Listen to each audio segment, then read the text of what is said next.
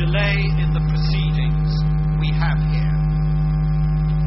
This will impose restrictions on the ability of the defence to prove innocence arising from facts which were in existence nearly 40 years ago.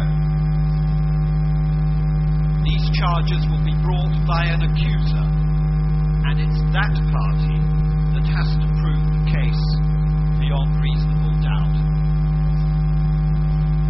Let us now look at inadequate evidence safeguards. The removal of the Criminal Procedure Code of 1898 and the Evidence Act of 1872 from the proceedings under the International Criminal Trials Act of 1973 emphasizes the capacity for unfairness in these trials. Section 19 creates a non-technical procedure and permits a wide variety of different sources of evidence that will be admissible in this International Crimes Tribunal, which would not be entertained or permitted in your national criminal trials. Normal rules for judicial notice found under your Section 57 of the Evidence Act have been altered in Section 19, subsection 3. But significantly, under Section 19.4, it says this: a tribunal shall take judicial notice of official governmental documents and reports of the United Nations and its subsidiary agencies or other international bodies, including non-governmental organizations. This permits the judges to take judicial notice of the evidence from a privileged few sources: government, United Nations, and other international bodies, not from other sources. Is this fair? This equates the documents from such agencies with the facts of common knowledge that give rise for judicial notice.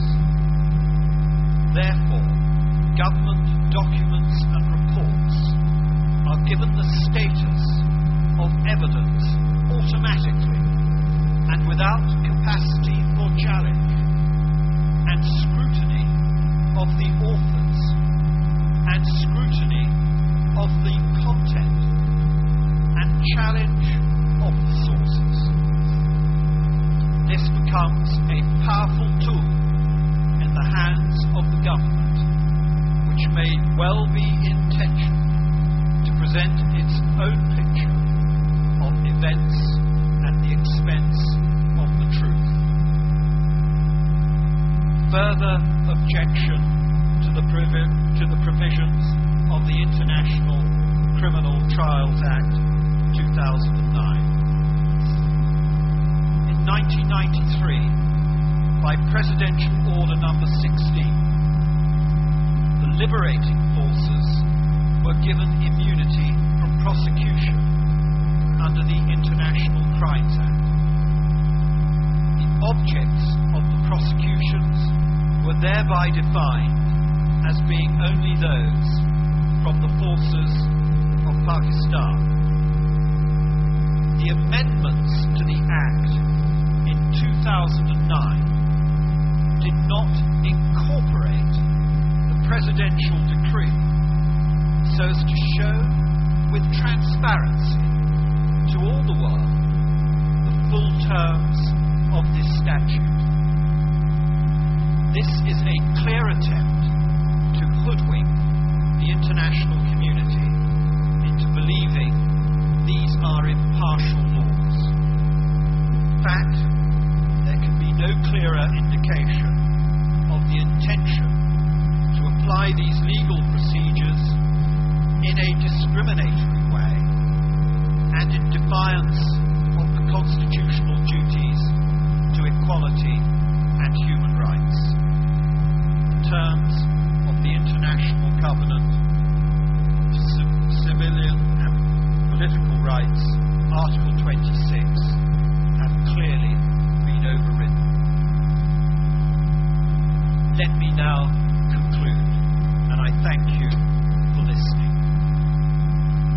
The amendments to the Constitution that have attempted to prevent challenges to the International Criminal Tribunal Act are not sacrosanct.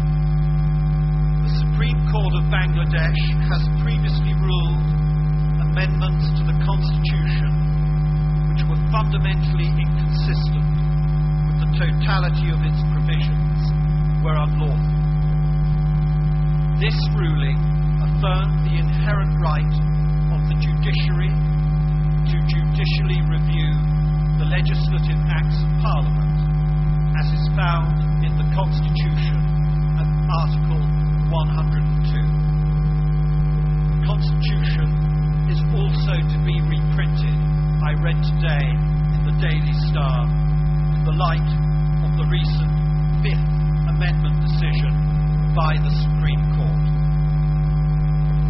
The serious crimes committed in the war no doubt created pressure to reduce the fundamental rights of those detained or suspected of being responsible.